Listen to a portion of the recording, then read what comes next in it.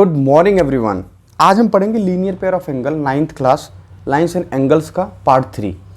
तो डियर सबसे पहले हमें जानना ये है कि लीनियर पेयर ऑफ एंगल्स होते क्या हैं।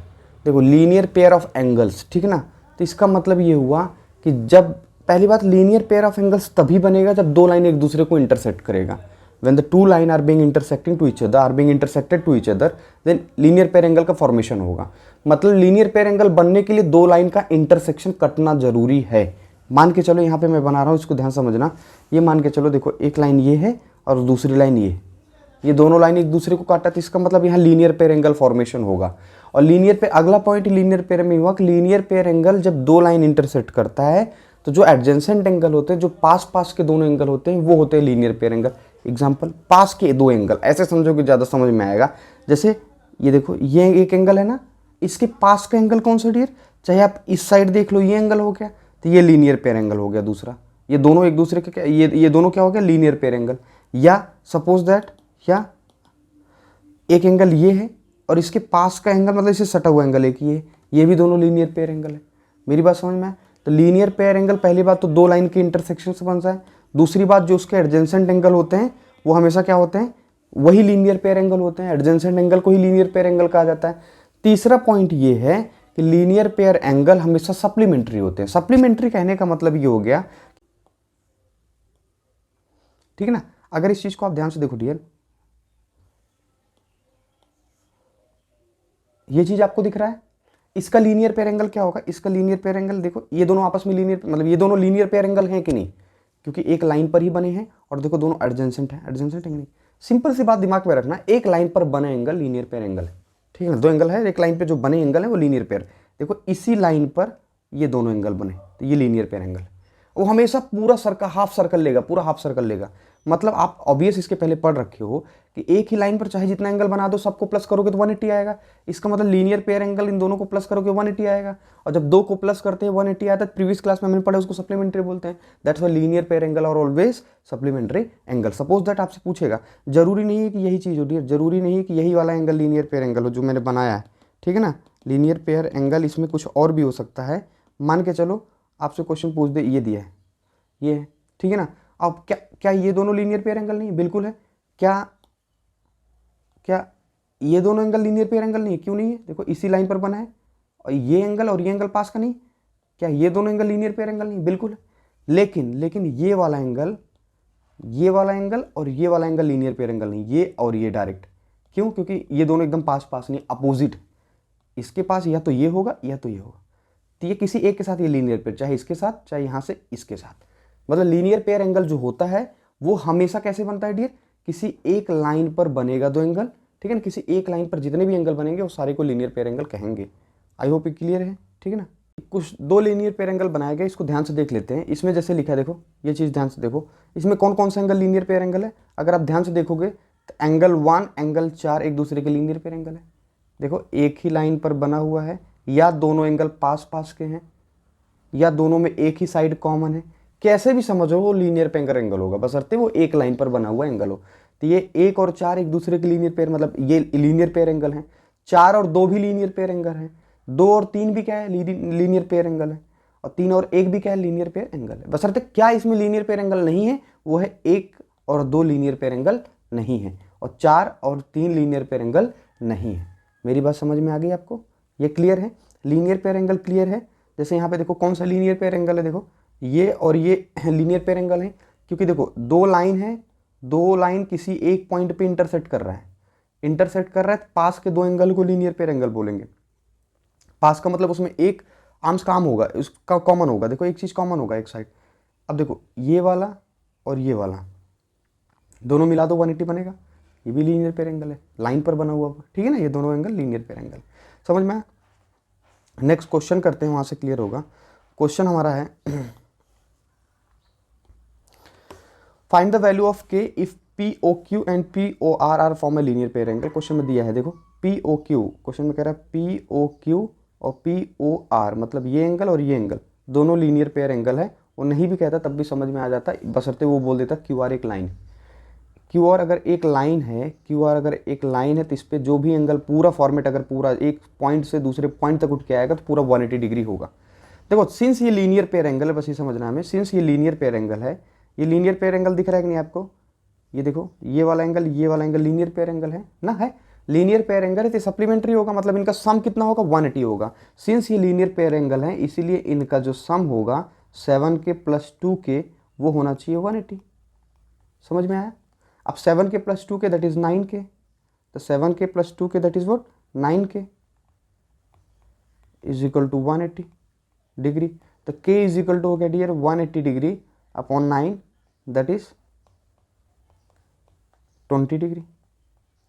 और शायद आपसे k की वैल्यू ही पूछा था, find the value of k that is 20 degree. मेरे हिसाब से समझ में आ गया। क्वेश्चन सेम ऐसे ये भी है, कह रहा है कि find the value of y if O F is a angle bisector of COB। पहले समझो ओ एफ कहाँ पे है डियर, ओ एफ को अगर ध्यान से देखो, ओ एफ ये दिख रहा है आपको, ये दिख रहा है ना, ये जो ओ एफ है वो एंगल बाइसेक्टर है किसका, COB कहाँ पे है देखो, COB मतलब इसका एंगल बाइसेक्टर है, इसका एंगल बाइसेक्टर मतलब जो एंगल को एकदम बराबर हाफ पार्ट में डिवाइड करे। अगर ये एंगल बाइसेक्टर है मतलब ये वाला एंगल बराबर होगा कि नहीं, अरे होगा कि नहीं भाई, ये अगर एंगल बाइसेक्टर है तो ये एंगल बराबर होंगे कि नहीं दोनों, ये लाइन दोनों एंगल को एकदम इस वाले एंगल को एकदम बराबर पार्ट में डिवाइड कर रहा है, मतलब उधर का पार्ट इधर का पार्ट इक्वल होगा।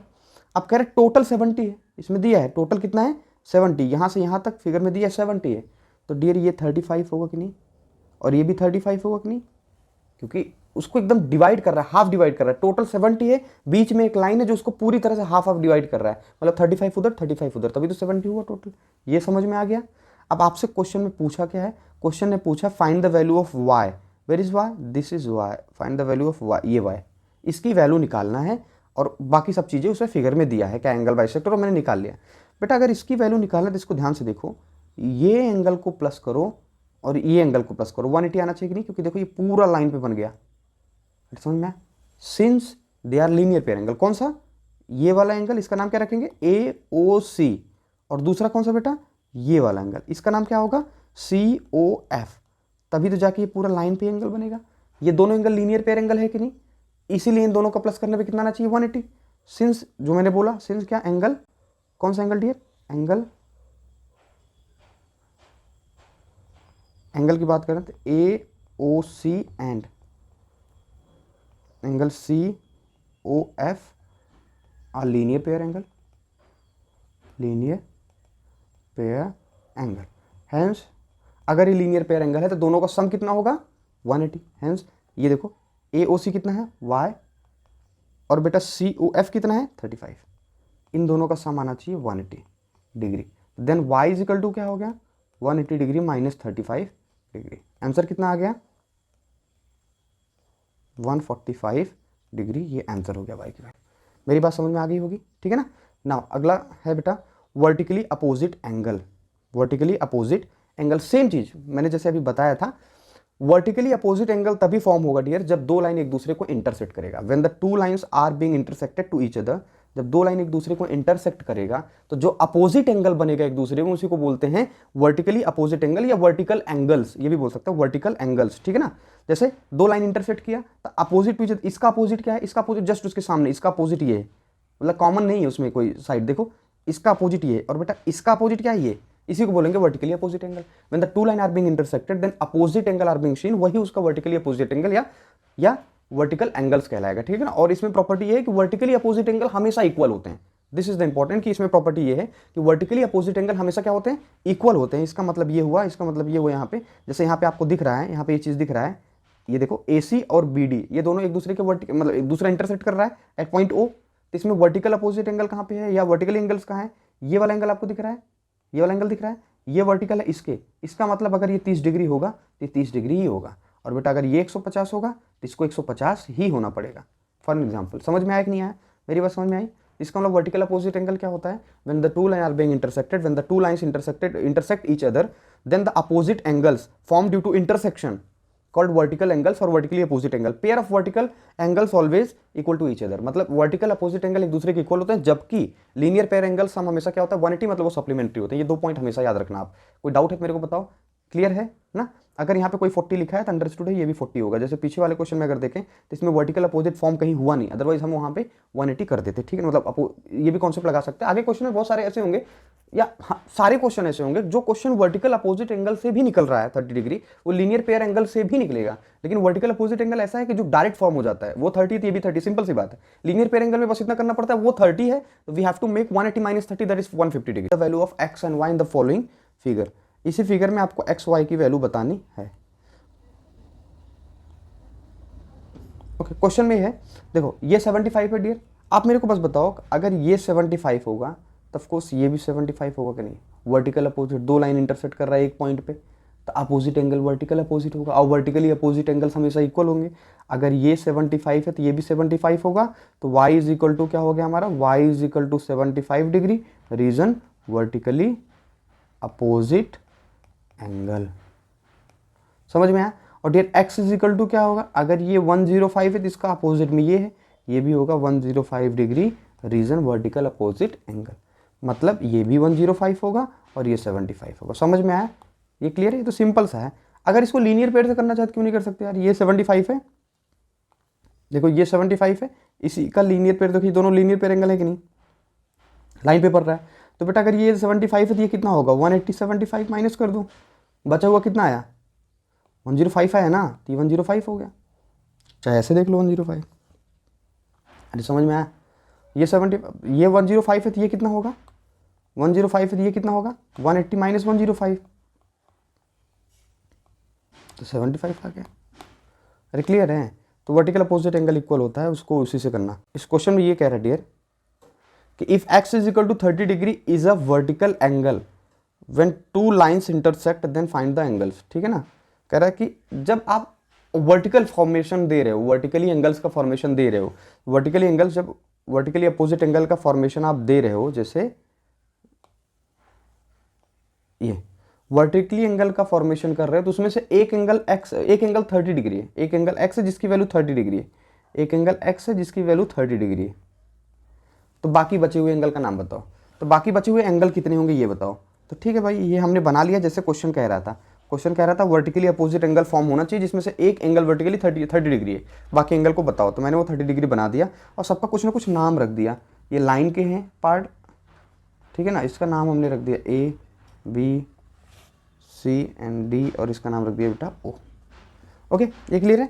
अब इसको देखते हैं बेटा। अगर x 30 होगा तो AOC, एंगल AOC भी 30 डिग्री होगा कि नहीं। रीजन अगर ये 30 होगा तो इसके अपोजिट में ये है, वर्टिकली अपोजिट के कारण वो भी 30 होगा, और इसका नाम है AOC। ये समझ में आ गया, ये 30 होगा, ये आंसर हो गया। अगला बेटा बताओ, ये 30 निकल गया, ये कितना निकल गया हमारा 30 डिग्री। ओके, अब बताओ बेटा, अगर ये एंगल 30 डिग्री है तो इसके पास का एंगल इससे सप्लीमेंट्री होगा कि नहीं, किसी से, चाहे इससे निकालो, चाहे आप इससे निकालो, चाहे इससे निकाल लो। देखो ये दोनों एक दूसरे के सप्लीमेंट्री है कि नहीं, मतलब ऐसा समझो ये दोनों लीनियर पेयर एंगल है कि नहीं, ये दोनों एक लाइन पर बने हैं। देखो ये 30 प्लस ये, तो अगर ये दोनों लीनियर पेयर एंगल हैं, सिंस एक ही लाइन पर हैं, पास पास के दो एंगल हमेशा लीनियर पेयर होते, चाहे ऐसे समझ लो आप। ये दोनों क्या होंगे फिर, सप्लीमेंट्री होंगे, और सप्लीमेंट्री होंगे तो फिर क्या होगा बताओ। इसका रीजन क्या था, इसको लिख देना, वर्टिकली अपोजिट एंगल, शॉर्ट में लिख दे रहे हैं, ठीक है ना। ये दोनों क्या है, लीनियर पेयर एंगल होंगे। अगर लीनियर पेयर एंगल होंगे तो क्या होंगे, ये सप्लीमेंट्री। सप्लीमेंट्री का मतलब बेटा ये हो गया, ये 30 डिग्री और प्लस इसका नाम क्या है, BOC, angle BOC must be 180 degree. बेटा यहाँ से निकालोगे angle BOC is equal to आएगा 180 माइनस 30, दैट इज डायरेक्ट लिख सकते हैं 150 डिग्री। ये हो गया। रीज़न क्या है यहाँ पे बेटा, यहाँ पे रीज़न क्या था ऐसा करने का, ऐसा करने का रीज़न था हमारे पास लीनियर पेयर एंगल्स।